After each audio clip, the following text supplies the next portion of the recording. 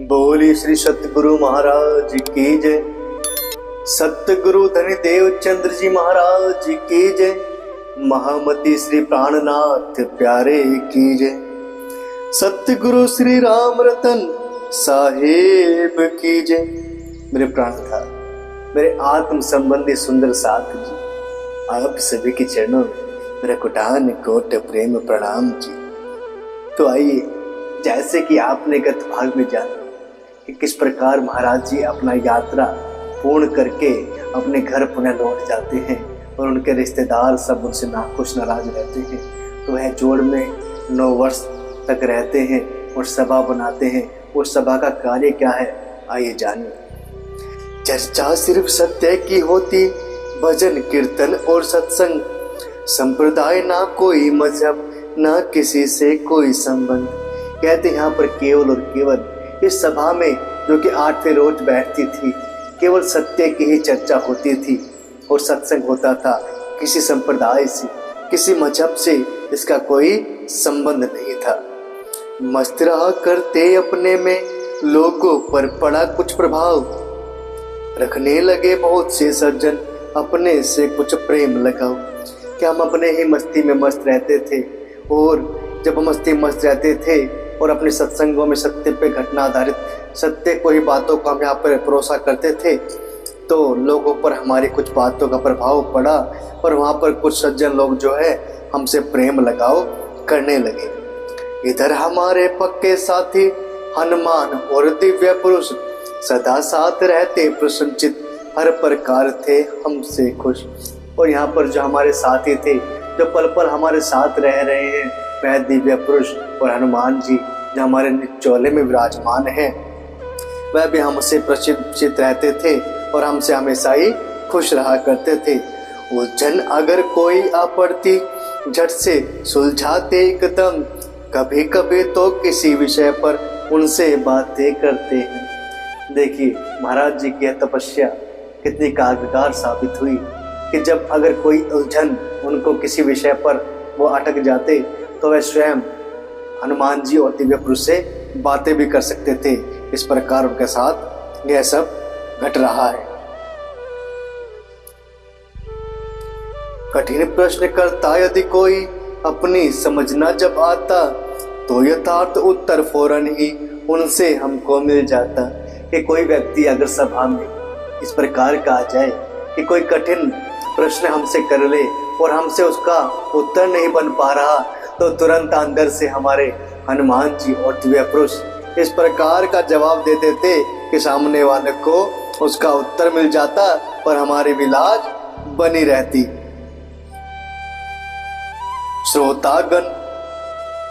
श्रोतागण अवाक रह जाते, सुनकर हमसे प्रश्नोत्तर। इस प्रकार का निज धर्म सभा का उठा और ऊपर स्तर।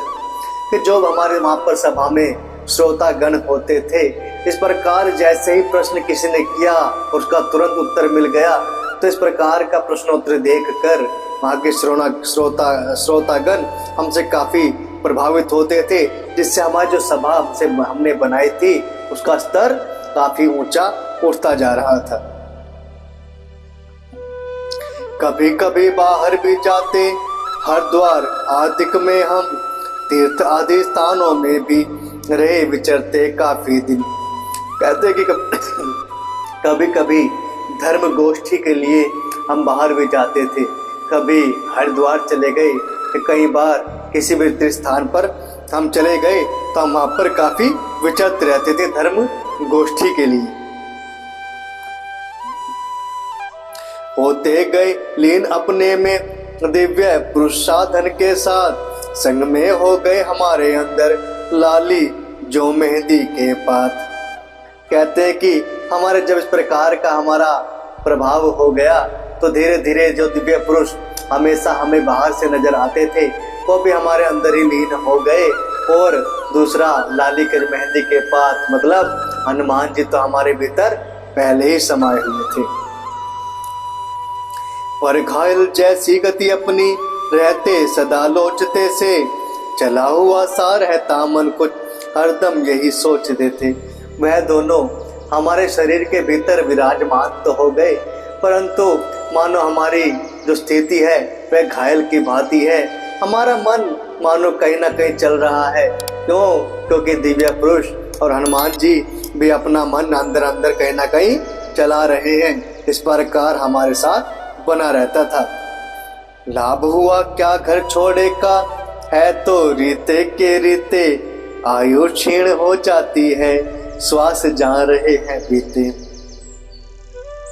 देखिए महाराज जी के भीतर पुनः एक सवाल उपज जाता है, और यह वह सवाल है जिससे पूर्ण जीवन की लीला ही बदल जाएगी। कहते हैं कि हमें घर छोड़कर आखिर लाभ हुआ तो हुआ क्या। हमें अभी तक पूर्ण पार ब्रह्म परमात्मा की तलाश पूर्ण नहीं कर पाए। हमें उनकी दीदार नहीं हुए, उनके दर्शन नहीं हुए। हम तो अभी रीते के रीते हैं, मतलब खाली के खाली हैं। अरे हमारी आयु क्षीण होती जा रही है, हमारी आयु कम होती जा रही है, और श्वास जा रहे हैं बीते। ना जाने कब श्वास का अंत आ जाए। श्वास बीत रहे हैं, लेकिन हमें उच्च पार ब्रह्म परमात्मा की तलाश थी, वह हमारी तलाश पूर्ण नहीं हुई। कब सच्चा स्वरूप दिखेगा, कब परपंच का होगा बाद, कब वह सुदिन समय शुभ होगा, कब सुख होगा मुझे आघात। कहते कब वह पार ब्रह्म परमात्मा का सच्चा स्वरूप हमें नजर आएगा, कब हमें वह सुख का आघात होगा। और यह जो प्रपंच चल रहा है देवी देवताओं के चक्कर में, यह सब प्रपंच कब बाद होगा, कब इसका समापन होगा, और मैं कब अपने उस सुदिन समय, मेरा शुभ समय आएगा कि मुझे उस पार ब्रह्म परमात्मा के दर्शन होंगे। कब गुरु चरणों की रज को मैं निज मस्तक पर धारूंगा, काम क्रोध लोभ आदि वैरियों को कब हट से मारूंगा। कहते हैं कि मैं कब सच्चे सतगुरु की तलाश मेरी पूर्ण होगी, जो कि मुझे पार ब्रह्म परमात्मा से मिला देंगे। कब मुझे ऐसे गुरु मिलेंगे कि जिनके निज चरणों की रज को मैं अपने माथे पर धारूंगा, और काम क्रोध लोभ आदि से मैं सबको अपने हट से, अपनी जिद से मार भगाऊंगा। इस प्रकार के विचार महाराज जी के मन के भीतर दिन प्रतिदिन बढ़ते जा रहे हैं। कब सबके आधार एक भूमा सुख का दिखेगा, कब मन सब भेदों में नित अभेद देखने सीखेगा। कहते हैं कि ऐसा कब होगा कि मुझे सब कुछ जो सुख मुझे दिखाई देगा, और जो इतने भेद हैं उनमें वह एक अभेद कब मुझे नजर आएगा। यह सोचते हुए महाराज जी के दिन रात कट रहे हैं। क्यों?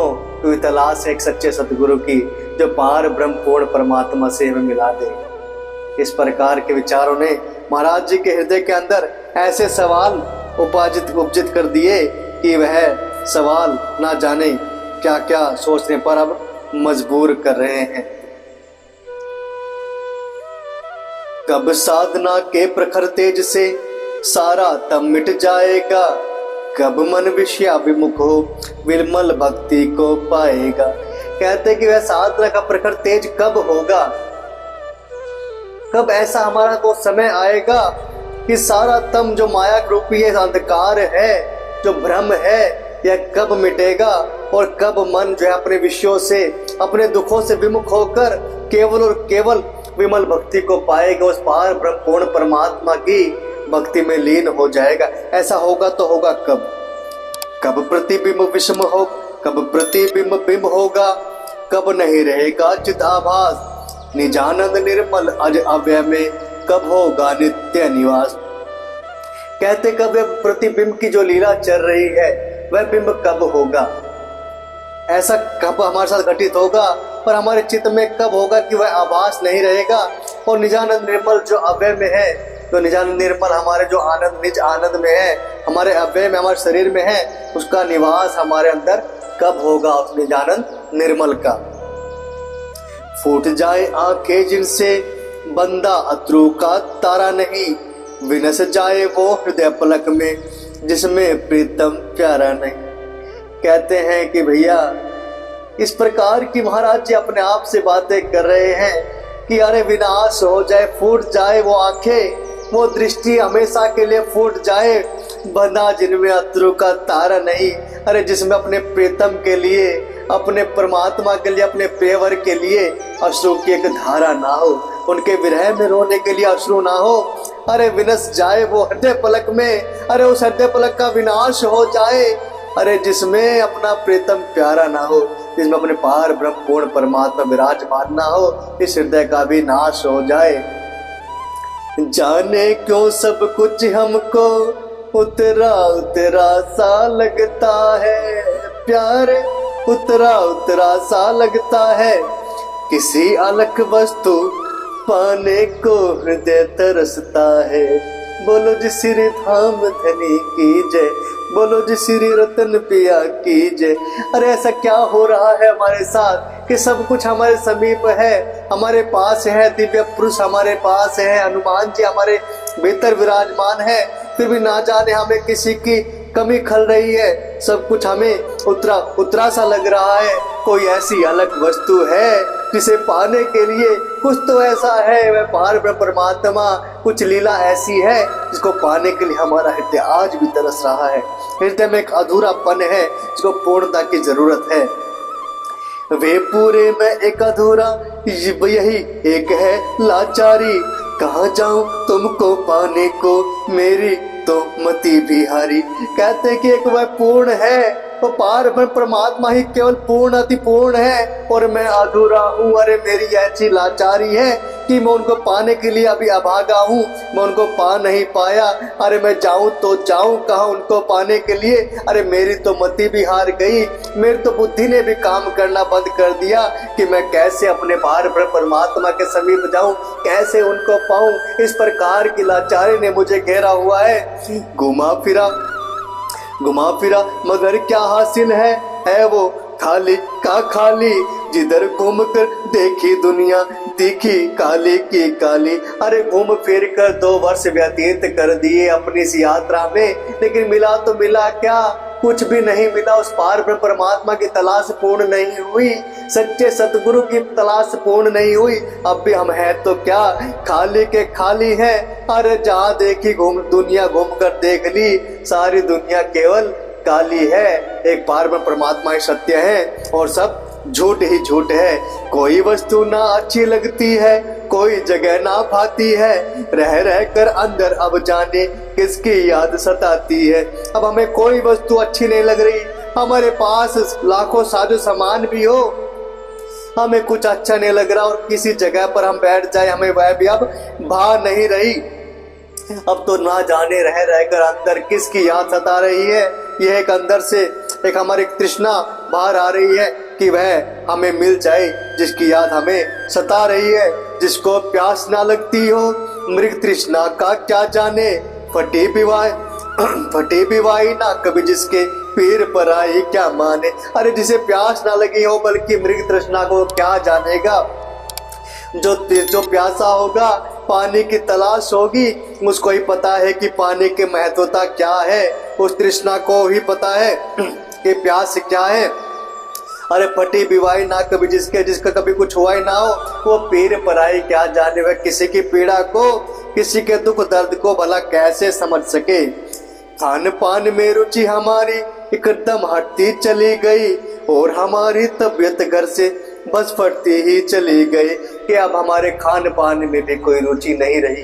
किसी प्रकार का खाना हमें अब अच्छा नहीं लगता था और ऐसा हो गया कि हमारे घर से हमारा पूर्णतः फिर से दोबारा ऐसा हो गया कि घर से दूर जाने का मन करने लगा। घर से हमारी सारी जो भी मोह था, संबंध था, सब फटता चला गया। मन उचाट हुआ हमारा, हमने सबको बतलाया, बुद्धि दास गृहिणी आदि को पिठला करके समझाया कि हमारा मन फिर से उचाट हो गया। हमें सच्चे सतगुरु की तलाश में फिर से निकलना है, उस पार ब्रह्म परमात्मा की तलाश करनी है। और हमने सबको बतलाया, बुद्धिदास को और अपनी पत्नी को हमने बड़े ही प्यार से बैठाकर समझाया। हमें घूमने की इच्छा है, कृपया हमें आज्ञा दो, कुछ दिन निभे जैसे निभा लो, सब मिल हम पर कृपा करो। तो हम दोनों को समझाते हैं कि भैया हमें घूमने की इच्छा है, अभी हमें सच्चे सतगुरु को तलाश करनी है, उनकी हमारी तलाश पूर्ण नहीं हुई है। और हम पर कृपा करो। अब जैसे तुमसे निभा लो, हमें कृपया जाने दो। बहुत बहुत जितनी हो पाई बहुत कई समझाने की, किंतु हमारे मन में बिल्कुल चाहना वापस आने की। कहते हैं कि हमने बहुत बात समझा ली, कितनी भी हम समझा सकते थे, हमने सारी बात बुद्धिदास जी को और अपनी गृहिणी को समझा दी और हमने स्पष्ट कर दिया कि हमारे अंदर वापस आने की बिल्कुल भी चाह नहीं है, इसलिए हमारे बारे में जरा भी सोचना मत। कलावती शांति दो बच्ची सोमदत्त आदिक जन्मे, बच्ची तो मरली दो लड़की, बच्ची 3 साथ छोड़े।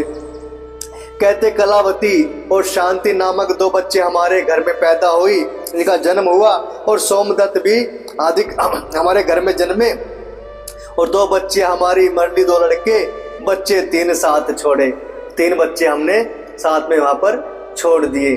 तो मेरे प्राणाधार सुंदर साथ जी, देखे किस प्रकार की उच्चता महाराज जी के मन में उछटा जाता है महाराज जी का मन कि अरे हमने 2 साल घूमे तो पाया क्या, कब तलाश होगी इस पहाड़ पर परमात्मा की, कब सच्चे सदगुरु की तलाश पूर्ण होगी हमारी।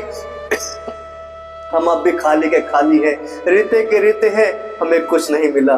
तो देखिए आगे जब महाराज जी के मन में विचार आ जाता है कि हमें दोबारा घर छोड़कर जाना है सच्चे सदगुरु की तलाश करने के लिए, जो कि हमें पूर्ण पार ब्रह्म परमात्मा से हमें मिलाएगा, तो जब विचार बना लेते हैं और अपने घर में सबको, भाई को, पत्नी को बताते हैं, उसके बाद महाराज जी जाते हैं घर पार छोड़कर।